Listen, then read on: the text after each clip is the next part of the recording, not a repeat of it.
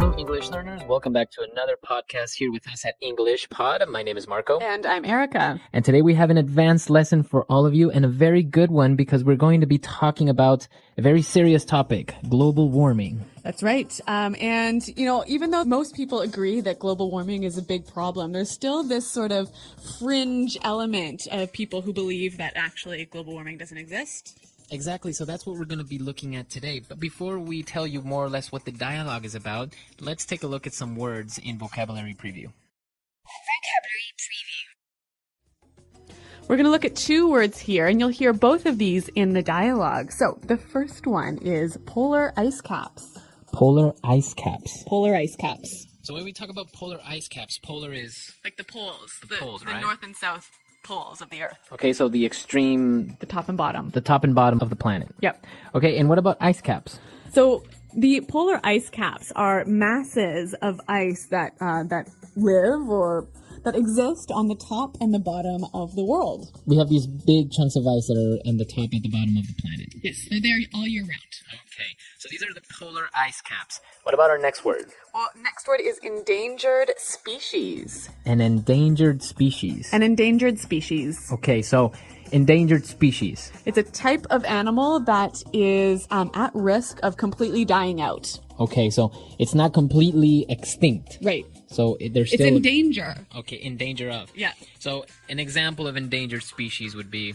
the Bengal tigers. Okay, the tigers or the pandas, right? Or maybe gorillas. Right, so all of these animals, there are very few of them left in the world, so they are endangered species. Okay, so with that, I think we're just about ready to turn to our dialogue. Now, here we're going to learn a lot of language that you can use when you want to make an argument or express your point of view in a very sort of academic way. But Marco, what are we arguing about here? So we're going to listen as a college professor is lecturing about global warming and, well, one of the students doesn't really agree with what he's saying.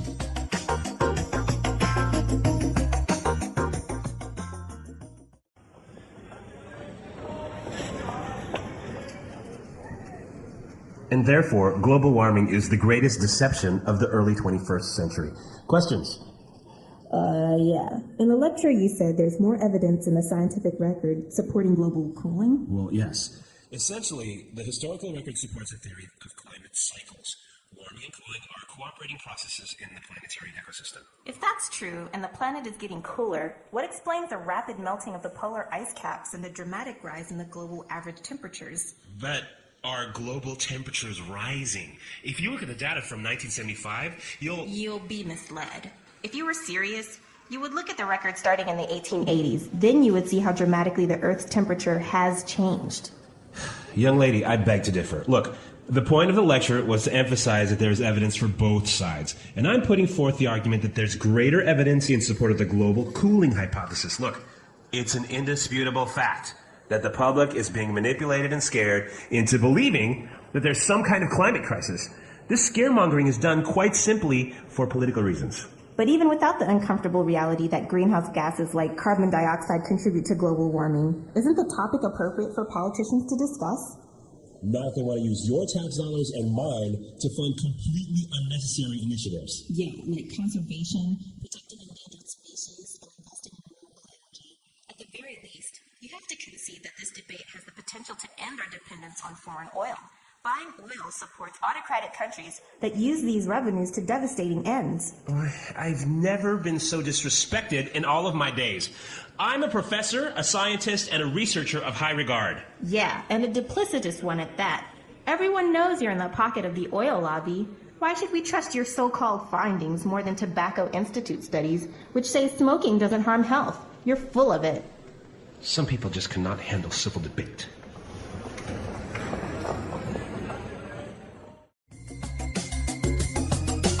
All right, so apparently this college professor is not very truthful in what he's saying, right? Well, yeah, maybe he believes it, but they certainly have very strong and differing opinions. So that's the interesting part, is that we heard a lot of language that she used to argue her point of view. So this is interesting, and we can start now looking at some of this language in Language Takeaway. Language Takeaway. So the college professor was arguing against this idea of global warming, and she said, look, it's an indisputable fact. Okay, an indisputable fact. An indisputable fact. Okay, so let's break it down and let's take a look at this word indisputable. You can't argue against it. Okay, so something indisputable is you can't argue with it. And, well, a fact. Something that's true. Okay, so you can't argue with this. This truth. piece of information, yeah. All right, indisputable fact. So why don't we give a few examples? It's an indisputable fact that China is the most populous nation on earth. Okay, exactly. Or it's an indisputable fact that English Pod is the best podcast out there. Indeed, it is indisputable. All right, so indisputable fact. And what about our next word? Well, the student accused the professor of scaremongering. Scaremongering. Scaremongering. Okay, now this is kind of a strange word, scaremongering. Yeah, and I think some examples will help us to understand the meaning a little bit better. Example 1. Software flaws are not the same as virus attacks, and saying otherwise is just scaremongering. Example 2. There's been a lot of scaremongering caused by the rumor that mobile phones cause cancer. Okay, so basically we understand that it's kind of putting fear in people's minds. Yeah, it's sort of like selling fear for your own benefit. Mm-hmm. Okay, so making people afraid for some objective or some purpose. Yeah, and you know, this word reminds me of the word a fishmonger. Okay, a fishmonger, what's that? Which is basically a seller of fish. So a scaremonger is a seller of fear. Okay, interesting. So now we have a way of remembering it. Yes. Scaremongering. All right, and moving on to our next word, we have autocratic. Autocratic. An autocratic country. Mm-hmm. So an autocratic country is ruled by someone who holds total power. Okay, so we have an autocratic country. So basically we have a leader that rules everything, right? Right. But we can apply it not only to a country, we can say a person is autocratic. Yeah, you could say, I can't stand my boss's autocratic leadership style. Or maybe a company. Mm-hmm. This company is a very autocratic organization. Okay, very good. And what about our last word? The student accused the professor of being duplicitous. Okay, so she said he is duplicitous. Yes, duplicitous. All right, what does that mean? When you are duplicitous, you have behavior that is dishonest and is designed to trick people. Okay, so you're not a very honest person if you're duplicitous. Yeah, you're telling lies as a means of making people do something or tricking them. Okay, very good. So a duplicitous person or a duplicitous idea, maybe? Mm-hmm. Okay. All right, so these are all the words that we have on language takeaway today. But now let's move on to some very interesting phrases that we can use to put forward some arguments in Fluency Builder. Fluency Builder.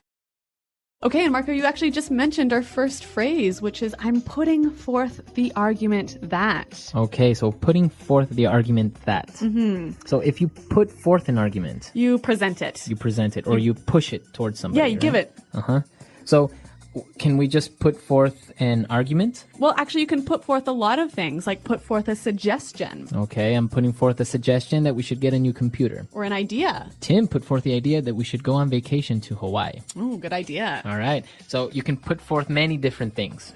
So the professor obviously is putting forth the argument that global warming is a myth.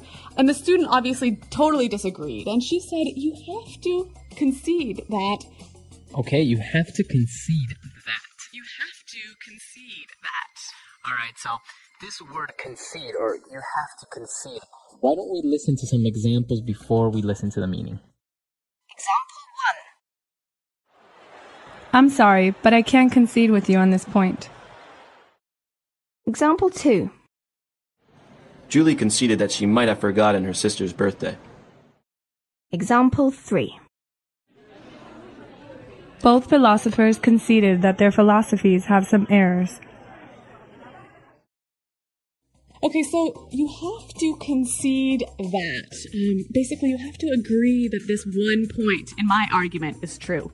Maybe you're arguing many different points with somebody, but you tell them, well, you have to concede that the earth is round. Okay, so that part I can't argue with. It's really true. Okay, very good. So concede. Mm-hmm.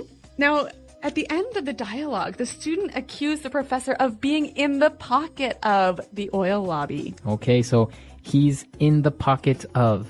To be in the pocket of. All right, so if I have somebody in my pocket, what does that mean? It means basically you're bribing them. Okay, so maybe I have the senator in my pocket. Okay, so obviously you're paying the senator to do what you want. Okay, very good. So it's another way, it's a very informal way of saying I'm bribing somebody or that person is being bribed. That's right.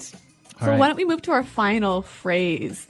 And the students was talking about the professor's so-called findings. Okay, so your so-called findings. So-called. So this word so-called. You use this word when you want to take away from the importance of an idea. Or all right, so I use it before a noun, right? Right. So for example, my so-called friends. Okay, so these friends are not really your friends, maybe. So yeah, they're friends in name, but they don't act like friends. Okay, so you can say my so-called job. Okay, so maybe you kind of go to work but do nothing all day. Right, or maybe you don't even really like what you do. Right. Right, so my so-called job, my so-called friends, or maybe my so-called teacher. Okay, so this is a bad teacher. Exactly. So we use it a lot with many different nouns, right? That's right. So that's our last phrase for Fluency Builder. Now, I think it'll help us to understand these words and phrases a little bit better, to hear them again in context.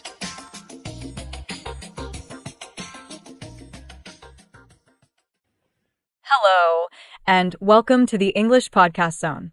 I'm really glad you're here today because we're going to explore one of the most important and urgent issues of our time, global warming.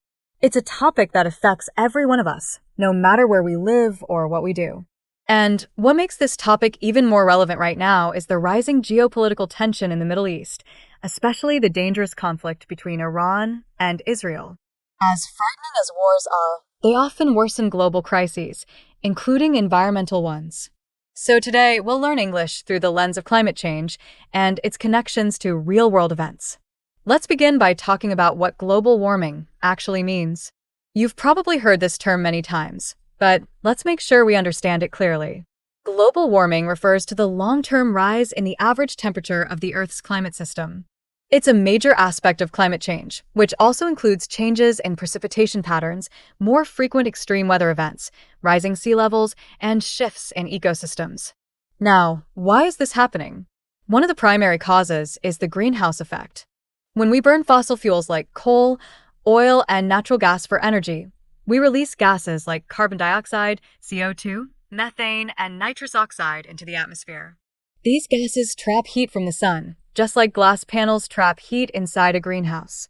That's why they're called greenhouse gases. A useful phrase here is carbon footprint. This refers to the total amount of greenhouse gases produced by our actions. Learning to reduce your carbon footprint is both a smart environmental move and a great way to pick up useful vocabulary. And now, let's link this to the current Iran-Israel war. You might ask, what does war have to do with the environment? The answer is quite a lot. Military operations consume huge amounts of fossil fuels. Fighter jets, tanks, and missiles all require fuel, usually from oil. That means wars not only destroy human lives and infrastructure, but they also produce massive emissions that accelerate climate change. This is what we call a ripple effect. A conflict in one region can have consequences that extend far beyond its borders, affecting global oil prices, food security, refugee movements, and yes, even the environment. Here's another useful English term, collateral damage. While it often refers to unintended destruction during military operations, it can also be used metaphorically. For example, global warming can be seen as the collateral damage of industrialization, overconsumption, and yes, war. This is a powerful phrase you can use when talking about indirect consequences of any action. You've probably also heard about the melting of the polar ice caps. This is one of the most visible signs of global warming. As temperatures rise, glaciers and ice sheets in the Arctic and Antarctic are melting faster than ever before, leading to rising sea levels. This puts coastal cities at risk of flooding. Cities like New York, Mumbai, and even parts of London could be seriously affected in the next few decades if current trends continue. In English, we often describe this situation as a ticking time bomb, something that seems quiet now, but could explode with serious consequences if ignored. Let's not forget about endangered species, another term that's useful for English learners. These are animals that are at risk of extinction because of deforestation, changing weather patterns, and habitat loss. many species are struggling to survive. And it's not just about the animals. Biodiversity, the variety of life on Earth, is essential for human survival too. Every species plays a role in keeping the ecosystem balanced. In natural English, we often say, everything is connected, and that couldn't be more true when it comes to the environment. It's also worth noting that not everyone agrees about the causes or seriousness of global warming. There are still debates, especially in political and economic circles. Some people believe that the science is exaggerated or manipulated for political gain. That brings us to another advanced phrase, scaremongering. This means spreading fear to influence people, often used in discussions about media or political strategy. But despite the debates, one thing is clear: the planet is changing. And how we respond will shape the future for generations to come. By learning about global warming, you're not only improving your English, you're becoming a more informed global citizen. And that's something to be proud of. Global warming is not just about rising temperatures. It's about the chain reactions those rising temperatures cause across the entire planet. Let's explore some of these reactions, especially how they affect our daily lives through extreme weather events. This is one of the clearest and most frightening consequences of a warming world, and it also offers a lot of rich vocabulary for English learners to pick up. Have you noticed how the weather feels more intense these days? Maybe your summers are hotter than they used to be, or winters come with more violent storms.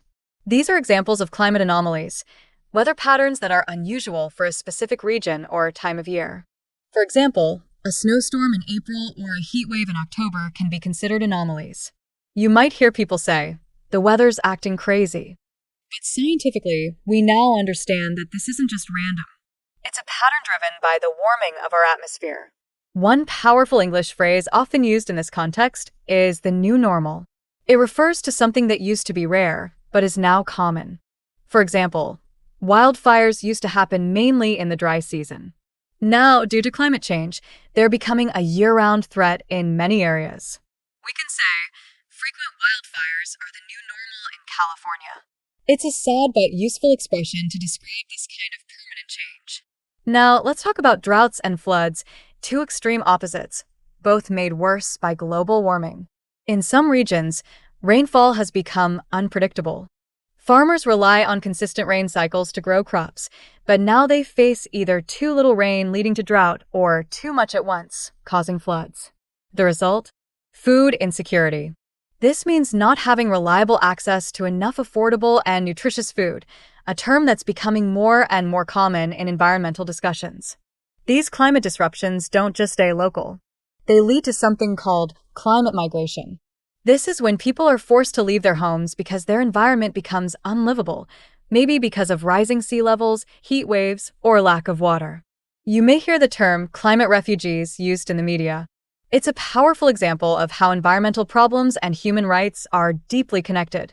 Now, you might be wondering, how do these changes affect health? That's a critical question. Heat waves can be deadly, especially for the elderly and people with medical conditions. Rising temperatures also create the perfect environment for diseases to spread. Mosquito-borne illnesses like malaria and dengue fever are expanding into regions where they were never a problem before. In English, we use the phrase a breeding ground for to describe this situation. For example, stagnant water is a breeding ground for mosquitoes. It's a useful metaphor in many contexts, not just environmental. Let's pause for a moment and reflect on how all of these things, floods, droughts, migration, disease, are connected to one core issue, a warming planet. And this is where the topic becomes even more complicated when we add political instability and war into the equation. Take the current conflict between Iran and Israel. This war is not only a humanitarian crisis, but it also has ripple effects across the region and the world. War destroys infrastructure, water systems, power grids, hospitals, which are all essential for coping with climate stress. And when governments shift their focus to war, they often ignore environmental issues altogether. You'll hear phrases like diverting resources or shifting priorities. For example, due to the ongoing conflict, resources have been diverted from clean energy projects to military spending. Conflict also affects international cooperation. Solving global warming requires countries to work together. But wars make that difficult. Instead of negotiating climate agreements, countries are caught up in political and military tensions. It's what some experts call a breakdown in global coordination. That's another phrase you might come across in articles and news reports. In English, we sometimes say that something is falling through the cracks. This means that it's being neglected because attention is focused elsewhere. Right now, with global attention fixed on conflicts like Iran versus Israel, climate action risks falling through the cracks. And the longer we delay, the worse the consequences become. So what can we do? Start by staying informed and using the language of change.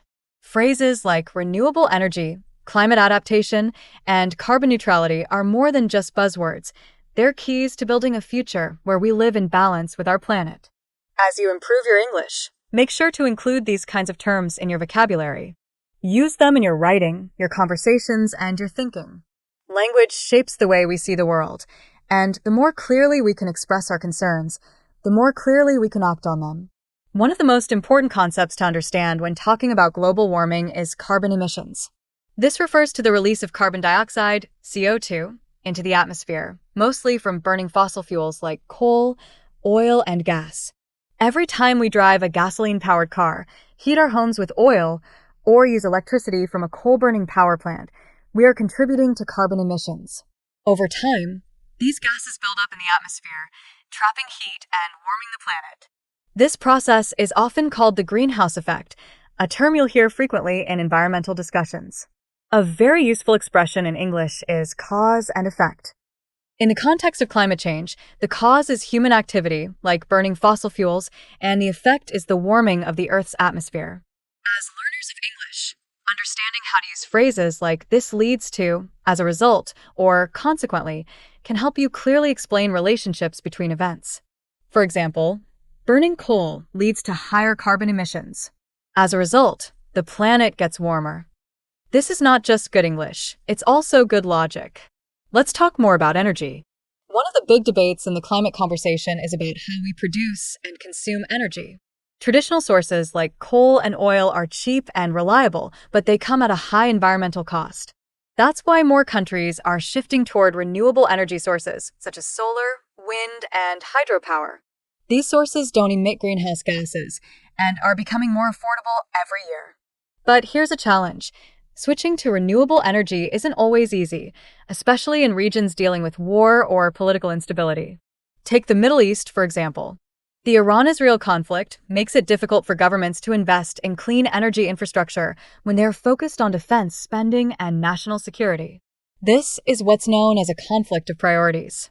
In English, you can use phrases like torn between two needs or facing competing demands. For instance, the country is torn between national defense and climate resilience. Another key term is sustainability. It means meeting our needs without compromising the ability of future generations to meet theirs. It's a word you'll see in business, education, agriculture, and urban planning. Learning how to use this word naturally in English will serve you well in many conversations. You might say, "We need sustainable energy policies," or "sustainable farming practices protect both people and the planet." But let's also look at some of the resistance to climate action. In many countries, there are powerful interest groups that lobby against environmental regulations. One of the most common criticisms you'll hear is that climate policies are too expensive or will hurt the economy. This brings us to another useful phrase: short-term gain, long-term pain. It describes situations where people choose easy or profitable actions now that will cause problems in the future. For example, relying on cheap oil may bring short-term gain, but long-term pain for the environment. You'll also hear about greenwashing, a term that refers to companies or governments pretending to be environmentally friendly while continuing harmful practices. This is an advanced word but very important in today's global discussions. If a company advertises itself as eco-friendly but still pollutes rivers or cuts down forests, it might be accused of greenwashing. It's a way to call out hypocrisy in climate policies. As English learners, you can also benefit from mastering how to use critical expressions like, "I question the validity of," "there's a growing concern that," or "the evidence suggests that." These are formal and effective ways to introduce doubt or analysis when discussing complex issues. For example, there's a growing concern that military conflicts in the Middle East are slowing down global progress on climate cooperation. Another impact of global warming worth discussing is its effect on the economy. Natural disasters like hurricanes, wildfires, and floods damage infrastructure, reduce agricultural yields, and displace communities. All of this leads to billions of dollars in losses. Insurance companies raise premiums, governments struggle with rebuilding costs, and families lose homes and livelihoods. The phrase economic fallout is often used to describe these consequences. For instance, the economic fallout from the wildfires has been devastating. To sum up today's learning, global warming is closely tied to how we produce energy, how we manage conflict, and how we invest in the future. It's not just an environmental issue, it's also economic, political, and deeply human. And through learning the language that expresses these complex ideas, you're not only improving your English, you're becoming part of a global conversation that affects us all. Let's take a closer look at how global warming is reshaping the geography of our planet, especially through the rise in sea levels. This is one of the most visible and measurable effects of climate change. As glaciers and polar ice caps melt due to higher global temperatures, more water flows into the oceans. At the same time, warmer water expands. Together, these two forces are causing sea levels to rise at an accelerating rate. This rise isn't just something that affects future generations. It's already happening. In many coastal cities, like Jakarta, Miami, and Dhaka, flooding has become a regular part of life. People have started using the term climate adaptation to describe the efforts cities are making to cope with this. For example, building seawalls, raising streets, and creating floating homes are all forms of adaptation. This word, adaptation, is important in English because it can apply to many areas of life, not just the environment. You can adapt to a new job, a new culture, or a new climate.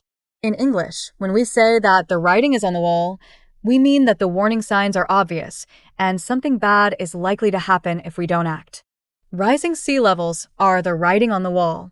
We can see them coming, yet in many parts of the world, very little is being done. Some islands in the Pacific Ocean, like Kiribati and Tuvalu, are literally sinking. In a few decades, these countries could become uninhabitable. Imagine that, a nation disappearing. These are called climate vulnerable regions. Now, let's introduce another key phrase, environmental displacement. This refers to people who are forced to leave their homes because of environmental changes like floods, droughts, or rising seas. These individuals are often called climate migrants or environmental refugees. This kind of movement is increasing, and experts predict that tens of millions of people may be displaced in the coming decades. In English, this is sometimes called migration driven by necessity, which means people don't want to leave, but they have no choice. What makes this issue even more serious is that these displaced populations often move to areas that are already unstable. For example, regions already dealing with political tensions, like parts of the Middle East. The war between Iran and Israel adds to this complexity. As military focus increases, humanitarian aid and climate action often decrease. This creates what we call a compounded crisis, when two or more major problems happen at the same time, making each one worse. In advanced English discussions, you might hear someone say, the region is facing a compounded crisis of conflict, displacement, and environmental decline. Another powerful term is climate justice. This concept focuses on the idea that those who are least responsible for climate change, like poor or developing countries, are often the ones who suffer the most. They don't have the resources to adapt, and yet they face the harshest consequences. In English, we often say adding insult to injury to describe this kind of unfairness. For example, small island nations contribute almost nothing to global emissions, yet they're the first to go underwater. It's adding insult to injury. At the heart of climate justice is the need for cooperation. Wealthier nations are being asked to support vulnerable countries through financial aid, technology sharing, and infrastructure support. This is often referred to as climate finance. If you read news articles or policy papers, you'll see this term used when discussing international funding for climate projects. But cooperation isn't easy, especially in a world divided by war and politics. The current Iran-Israel conflict has drawn the attention of global leaders and media, making it harder to focus on issues like climate finance or adaptation strategies. In English, we might say that climate action is taking a back seat, which means it's no longer the main priority. For example, Due to the regional conflict, environmental policy has taken a back seat to military concerns. Let's take a moment to reflect on how all of these concepts connect. Global warming leads to rising seas. Rising seas lead to displacement. Displacement leads to humanitarian and political tensions. And when war is already present, it makes solving these problems even more difficult. This is why we call climate change a threat multiplier, a term used to describe how it intensifies existing challenges. If you're learning English for global communication, these phrases, climate adaptation, environmental displacement, climate justice, threat multiplier, are essential. They help you speak not just clearly, but powerfully. Because climate change is not only a scientific issue, it's a human story, and language is what connects us to that story. When we talk about global warming, we often focus on science and the environment, but there's another crucial angle that deserves attention: human health. The connection between climate change and public health is growing stronger every year, and understanding this relationship can help us both protect ourselves and speak more confidently in English about global challenges. Let's begin with one of the most direct effects: heat-related illnesses. As global temperatures rise, more people are exposed to dangerously high heat, especially in urban areas. Cities often suffer from the urban heat island effect, which means they get much hotter than nearby rural areas due to concrete buildings, asphalt roads, and lack of green space. In English, we often use the phrase sweltering heat to describe extreme, uncomfortable heat. For example, people in the city were struggling to stay cool in the sweltering heat. High temperatures can lead to dehydration, heat exhaustion, and even heat stroke. The elderly, young children, and outdoor workers are most at risk. English learners can practice phrases like, prolonged exposure to heat can be dangerous, or staying hydrated is essential during a heat wave. These are common, practical expressions you'll hear on the news or in health announcements. But climate change affects more than just temperature. It also plays a role in the spread of infectious diseases. Warmer climates allow disease-carrying insects like mosquitoes to survive in new areas. Diseases such as malaria, dengue fever, and Zika virus are now appearing in places where they were previously unheard of. A useful phrase here is emerging health threats. For example, emerging health threats linked to climate change are putting pressure on public health systems. And it doesn't stop there. Global warming affects air quality, too. Wildfires, which are becoming more frequent and intense, release large amounts of smoke and fine particles into the air. These particles are known as PM 2.5, and they can enter deep into the lungs, causing respiratory problems like asthma and bronchitis. In English, when we say the air is thick with smoke, we mean that it's hard to breathe and visibility is low. This is becoming a common reality in many parts of the world. Let's connect this to something that's happening right now: the conflict between Iran and Israel. War zones are not only dangerous because of violence, but also because they often lack clean water, proper sanitation, and stable healthcare systems. These conditions make populations even more vulnerable to health risks, especially during environmental crises. In English, we sometimes describe this as a perfect storm, a situation where multiple negative factors come together at the same time. For example, the war, the heat wave, and the collapse of healthcare created a perfect storm for disease outbreaks. Here's another advanced English phrase: public health infrastructure. This refers to hospitals, clinics, emergency services, and all the systems that keep people healthy. In times of war or extreme weather, this infrastructure can be overwhelmed or destroyed. You might hear phrases like, the healthcare system is under strain, or emergency services are stretched thin. These expressions are useful for describing crisis situations in both conversation and writing. Another area to consider is mental health. Climate change and war both contribute to stress, anxiety, and trauma. When people lose their homes to floods, wildfires, or bombing, the emotional toll is enormous. In English, you might hear the phrase psychological scars, which refers to the long-lasting emotional damage caused by such events. A sentence like, climate disasters are leaving psychological scars on young people, would be appropriate in news reports or academic discussions. As language learners, you can also benefit from mastering polite but powerful phrases to express concern or suggest solutions. For example, there's growing concern about the health impacts of extreme weather. We need to invest in resilient healthcare systems. Addressing climate change is also a matter of protecting human health. In summary, global warming isn't just melting ice caps or raising sea levels. It's directly affecting human health, both physically and mentally. And when armed conflict is added to the picture, as we see now between Iran and Israel, the damage is multiplied. These are not separate problems. They are deeply linked. And understanding that link helps you speak with more depth, more clarity, and more empathy in English. Remember, language is not just about grammar or vocabulary.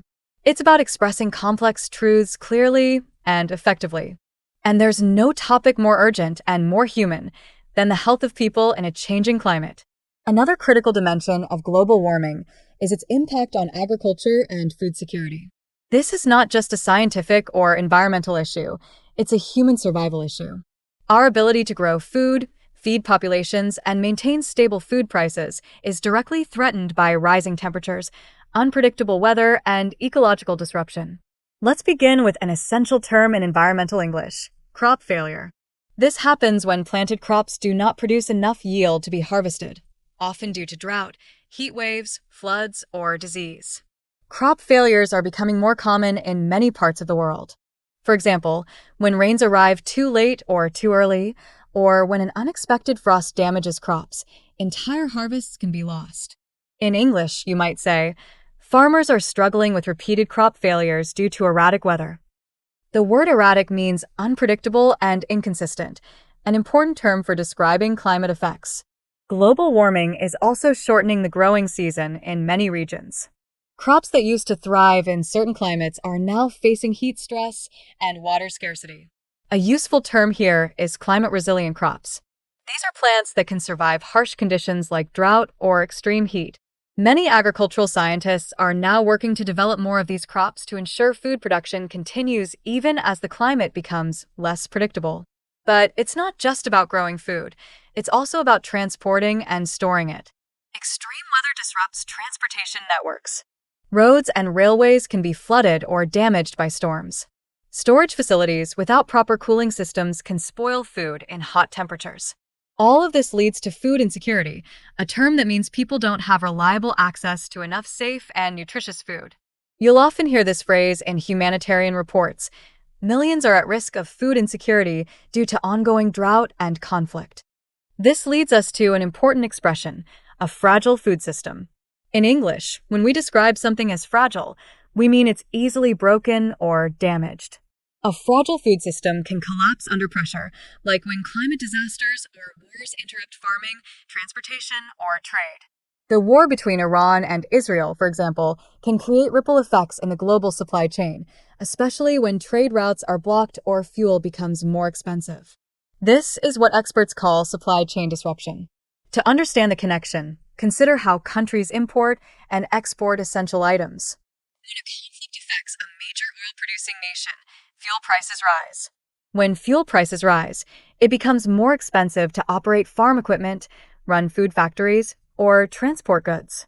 That increases food prices everywhere, even in countries not directly involved in the conflict. In English, this domino effect is sometimes described with the phrase a global shock. For example, the war triggered a global shock in food and energy markets. We can also look at how changing climates are pushing farmers to make difficult decisions. In many parts of the world, farming is no longer reliable.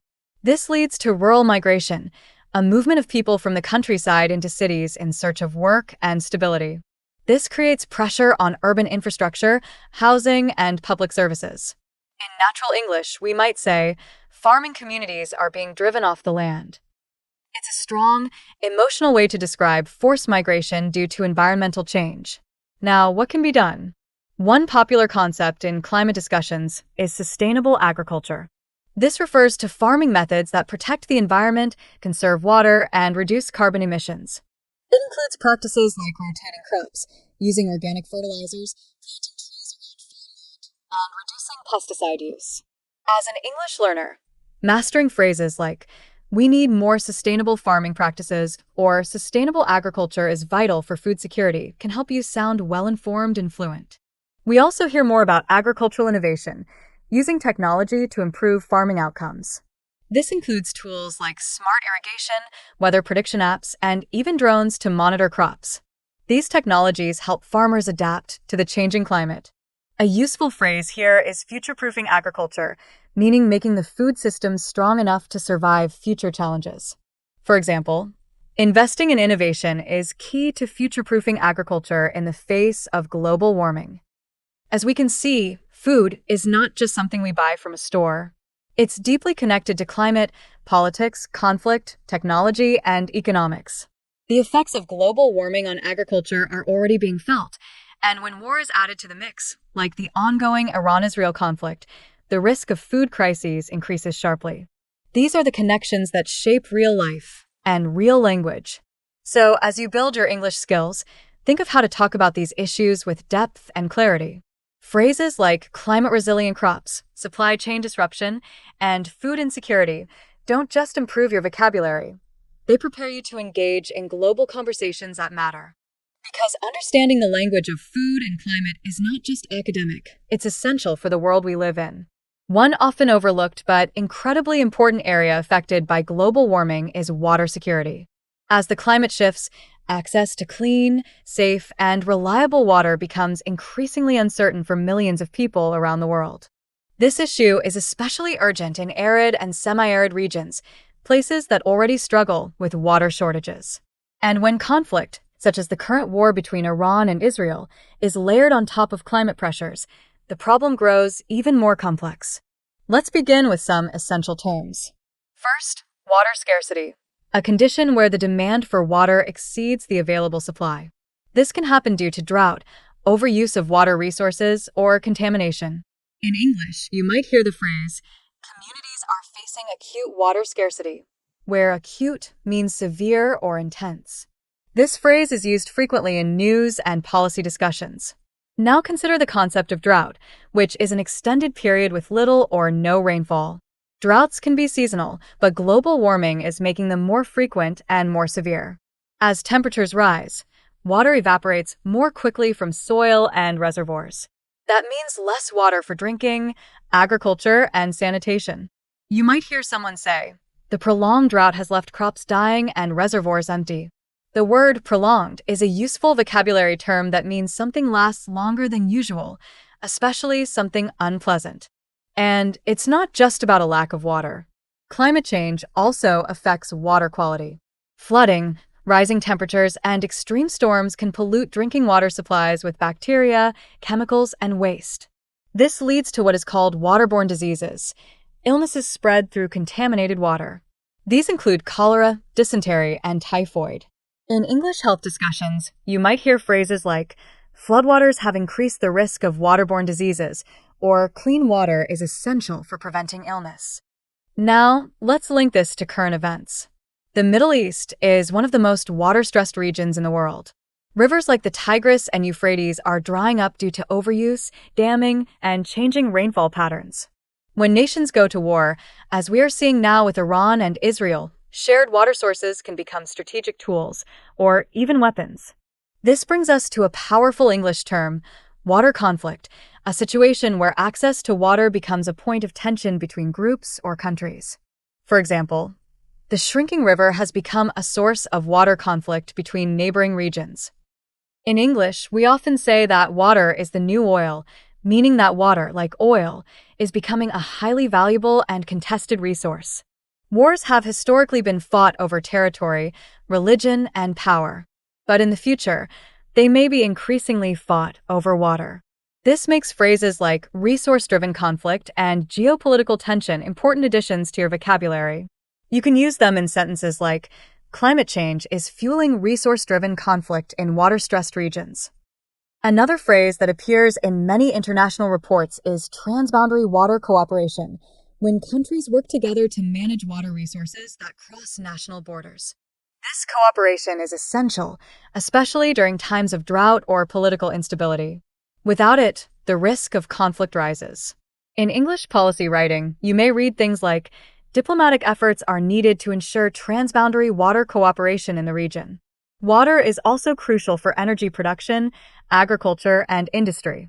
In environmental discussions, This interconnectedness is described using the phrase the water-energy-food nexus. It's a complex idea, but the term simply means that water, energy, and food systems are all closely linked. A shortage or breakdown in one can affect the others. For example, water shortages have disrupted power generation and food production, illustrating the vulnerability of the water-energy-food nexus. And let's not forget the human side of this issue. When water becomes scarce or polluted, people, especially women and children, are often forced to travel long distances to collect it. This exposes them to danger and takes time away from education or work. In development and humanitarian discussions, this is referred to as the burden of water collection. For example, in rural communities, the burden of water collection often falls on young girls. So, what's the takeaway here? Water is not just a basic human need, it's a central piece of the climate crisis. Global warming is reshaping when and how we access water. When combined with war, especially in already vulnerable regions like the Middle East, the results can be devastating. And yet, this is also an opportunity for cooperation, innovation, and resilience. For English learners, mastering terms like water scarcity, drought, water conflict, and transboundary cooperation isn't just about language. It's about being able to engage in meaningful global conversations. Because water may be invisible most of the time, but without it, nothing else can survive. Not people, not peace, and certainly not the planet. One of the most hopeful and necessary paths forward in addressing global warming is the global shift toward clean energy. Clean energy, also called renewable energy, refers to sources that do not emit greenhouse gases and do not deplete natural resources. These include solar power, wind power, hydroelectric energy, and increasingly, new technologies like green hydrogen and geothermal power. As the world wakes up to the urgent need for climate action, these energy sources are becoming more important than ever. Let's begin with a common and useful phrase in environmental English: energy transition. This term refers to the global move away from fossil fuels, like coal, oil, and gas, toward cleaner and more sustainable sources. In news reports or speeches, you might hear, the energy transition is crucial to slowing climate change. It's a phrase that shows up frequently in international climate agreements and economic planning. But energy transition is not just about switching fuels. It's about changing entire systems, how we build cities, power industries, move people and goods, and heat or cool our homes. This is often described with the term decarbonization, which means reducing carbon emissions across all sectors of society. You can say, the transportation sector must undergo rapid decarbonization, or investing in public transit is part of urban decarbonization. One of the major benefits of clean energy is that it reduces dependency on imported oil and gas. This has huge political and security implications. In fact, the war between Iran and Israel is a powerful reminder of how fossil fuels are often tied to conflict. Oil wealth can fund military operations, and control over energy resources can become a weapon in geopolitical struggles. In English, this situation is often referred to as energy security. A country with energy security doesn't have to rely on others for its fuel. For example, renewable energy strengthens national energy security. Let's look at two key types of renewable energy that are growing rapidly: solar and wind. Solar panels convert sunlight into electricity, and wind turbines use the movement of air to generate power. These technologies are now affordable and widespread in many countries. The English phrase scaling up is often used in this context. For example, the government is scaling up solar power to meet its climate targets. Scaling up means increasing something in size, impact, or capacity. But transitioning to clean energy is not always easy. There are challenges with storage, infrastructure, and investment. One of the biggest issues is something called intermittency, which means that solar and wind energy are not always available. The sun doesn't always shine, and the wind doesn't always blow. This makes storing energy important. That's where technologies like battery storage and smart grids come into play. These are important terms for advanced learners of English interested in technology and sustainability. In some regions, especially those affected by war or political instability, transitioning to clean energy becomes much harder. Think of areas impacted by the Iran-Israel conflict. Energy infrastructure may be damaged or controlled by military forces. Governments may prioritize defense spending over clean energy investments. In this case, we often hear the phrase a missed opportunity for resilience. For example, the conflict has become a missed opportunity for resilience through renewable energy. However, even in times of crisis, clean energy can offer hope. Solar microgrids and portable wind turbines can provide electricity to refugee camps, hospitals, and disaster zones. This is called energy access, the ability for people to obtain reliable and affordable power. Without it, modern life is nearly impossible. In global development reports, you'll often read statements like, expanding energy access is essential for climate adaptation and social stability. Another term to know is green jobs, employment created by the shift to clean energy. These include jobs in solar installation, wind turbine maintenance, battery engineering, energy efficiency auditing, and much more. The phrase green economy refers to an economy based on sustainability, not pollution. You might hear, the green economy is creating new opportunities for young workers. Finally, let's talk about climate innovation, the idea that technology and creativity can drive solutions to the climate crisis. From carbon capture machines to algae-based fuels, there are thousands of researchers, inventors, and entrepreneurs working to build a more sustainable world. As an English learner, using terms like climate solutions, clean technology, and innovation hubs can help you join this exciting and meaningful conversation. To summarize, clean energy is more than just an environmental issue. It's a tool for peace, a driver of economic growth, and a source of independence and security. And as long as war and instability threaten our energy systems, as we see in the Middle East, renewable energy becomes not just a climate solution, but a pathway to stability. The language of energy is the language of the future. By learning how to talk about solar power, energy security, green jobs, and innovation, you're preparing yourself to participate in one of the most important transformations of our time. As global warming accelerates, one of the most important tools we have to respond to it is climate policy. Climate policy refers to the laws, regulations, and strategies that governments use to address environmental issues, reduce emissions, and build resilience. It shapes how nations act, or fail to act, in the face of one of the greatest threats humanity has ever faced. And right now, global climate policy is facing major challenges, especially due to geopolitical instability, such as the ongoing war between Iran and Israel. Let's begin with some foundational vocabulary. One key term is emissions reduction targets. These are goals set by governments to lower the amount of greenhouse gases they release into the atmosphere. For example, a country might pledge to cut its emissions by 40% by the year 2030. In English news coverage, you'll often hear, the nation is falling short of its emissions reduction targets, meaning it's not doing enough to meet its climate goals. Another essential term is net zero.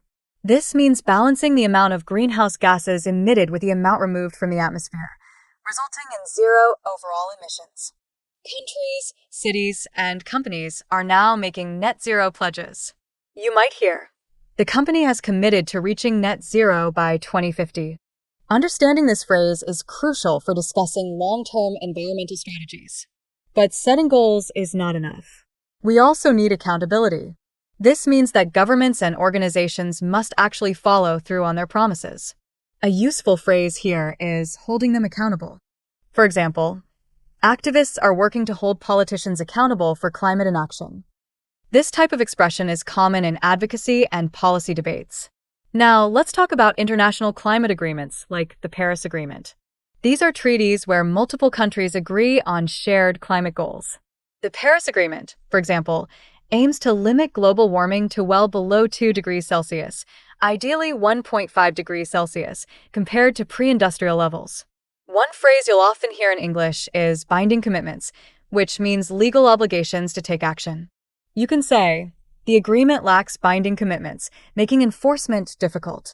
Unfortunately, wars and conflicts make international cooperation extremely difficult. The Iran-Israel war is a prime example.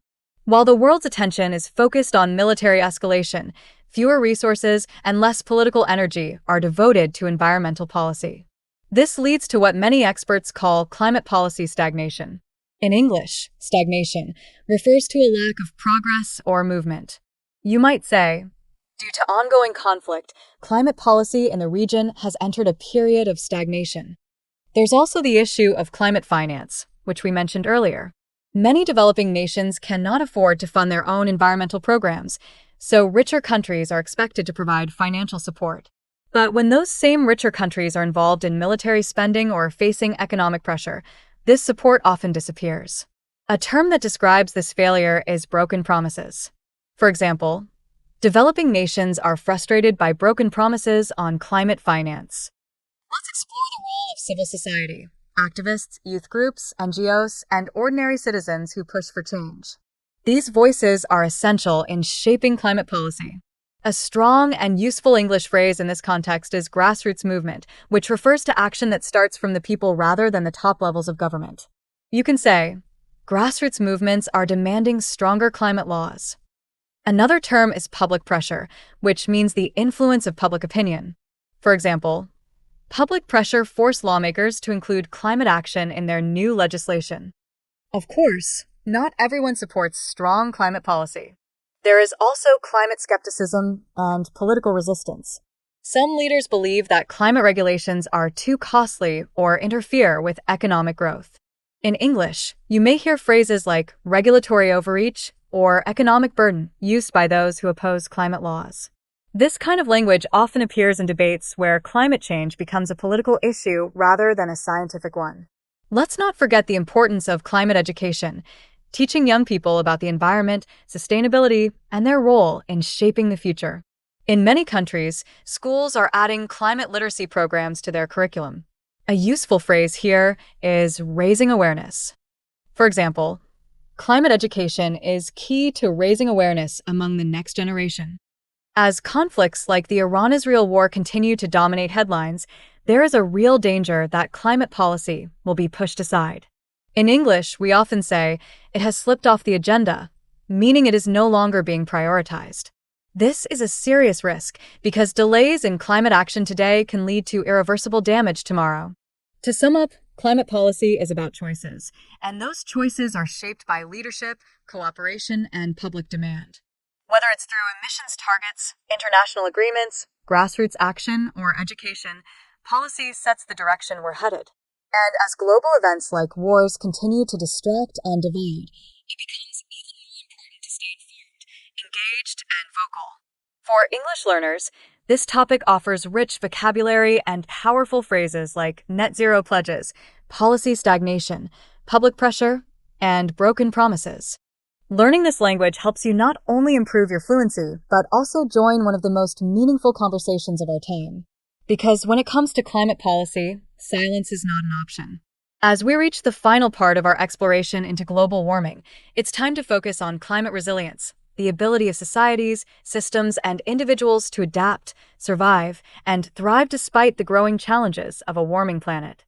While much of our discussion has focused on problems like rising sea levels, food insecurity, conflict, and public health risks, it's just as important to understand the solutions, strategies, and mindsets that can lead us toward a more stable and sustainable future.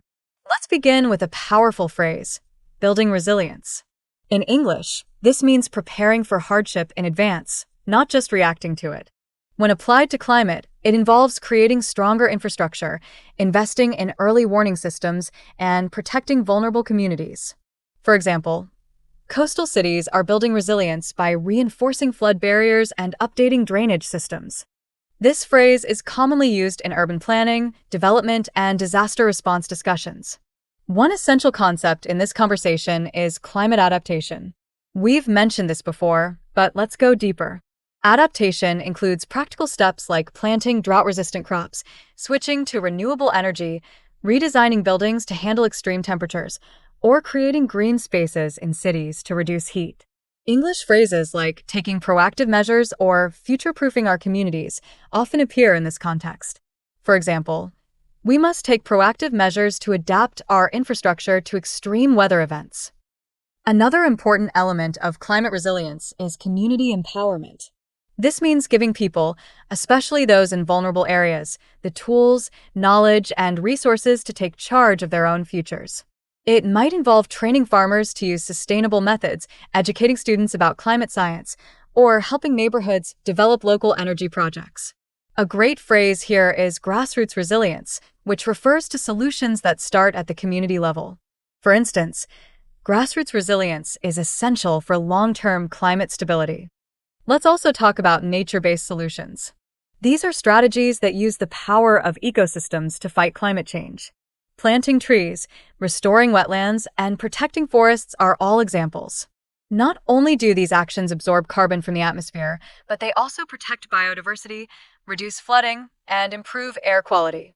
In English, you might hear the term working with nature, not against it. For example, nature-based solutions allow us to work with nature, not against it, to address climate risks. But we cannot talk about climate resilience without addressing the importance of international cooperation. Climate change knows no borders. Its impacts are global, and so must be the response. Peace, collaboration, and shared responsibility are essential for building a resilient future. Unfortunately, ongoing conflicts, like the war between Iran and Israel, undermine this spirit of cooperation. They drain resources, deepen mistrust, and pull focus away from long-term sustainability. In English, we often say, "You can't fight fires while starting new ones."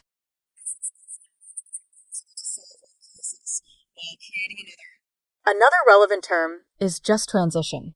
This is the idea that as we move from a fossil fuel-based economy to a green economy, we must protect workers, communities, and countries that depend on traditional industries. It's about fairness. You may hear phrases like, "We must ensure a just transition for coal workers," or "green policies should include social protections." Including everyone in the process is not just morally right, it makes solutions stronger and more sustainable. Now, let's talk about individual action. While climate change is a global issue, each person still has a role to play. Whether it's reducing waste, using energy more efficiently, choosing sustainable products, or speaking up in your community, small actions add up. In English, we often say, "Be the change you want to see." It's a simple but powerful reminder that progress starts with people. Another valuable phrase is climate literacy. This means having the knowledge and language to understand climate science, debate policies, and make informed choices.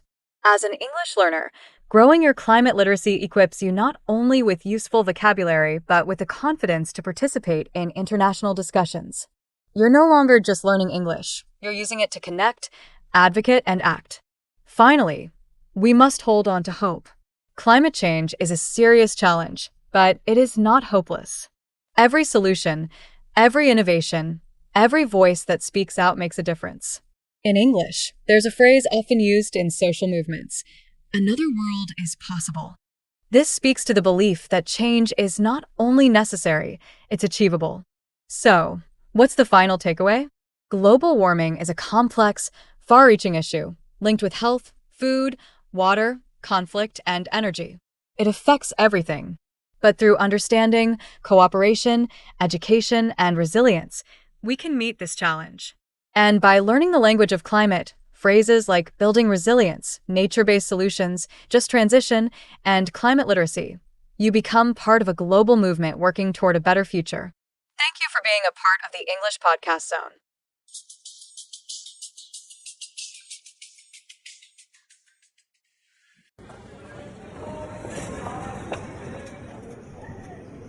And therefore, global warming is the greatest deception of the early 21st century. Questions? Yeah. In the lecture, you said there's more evidence in the scientific record supporting global cooling. Well, yes. Essentially, the historical record supports a theory of climate cycles. Warming and cooling are cooperating processes in the planetary ecosystem. If that's true, and the planet is getting cooler, what explains the rapid melting of the polar ice caps and the dramatic rise in the global average temperatures? But are global temperatures rising? If you look at the data from 1975, you'll be misled. If you were serious, you would look at the record starting in the 1880s. Then you would see how dramatically the Earth's temperature has changed. Young lady, I beg to differ. Look, the point of the lecture was to emphasize that there's evidence for both sides. And I'm putting forth the argument that there's greater evidence in support of the global cooling hypothesis. Look, it's an indisputable fact that the public is being manipulated and scared into believing that there's some kind of climate crisis. This scaremongering is done quite simply for political reasons. But even without the uncomfortable reality that greenhouse gases like carbon dioxide contribute to global warming, isn't the topic appropriate for politicians to discuss? Not if they want to use your tax dollars and mine to fund completely unnecessary initiatives. Yeah, like conservation, protecting endangered species, and investing in renewable energy. At the very least, you have to concede that this debate has the potential to end our dependence on foreign oil. Buying oil supports autocratic countries that use these revenues to devastating ends. I've never been so disrespected in all of my days. I'm a professor, a scientist, and a researcher of high regard. Yeah, and a duplicitous one at that. Everyone knows you're in the pocket of the oil lobby. Why should we trust your so-called findings more than Tobacco Institute studies, which say smoking doesn't harm health? You're full of it. Some people just cannot handle civil debate.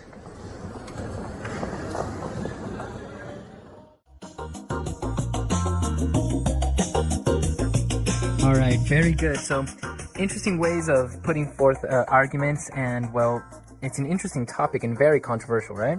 That's right. But what I noticed in this dialogue is that the student was pretty assertive in putting forth her argument and standing up to the teacher. Right. She argued with the teacher a lot, and this is interesting because it's a very cultural aspect, I think. Mm-hmm.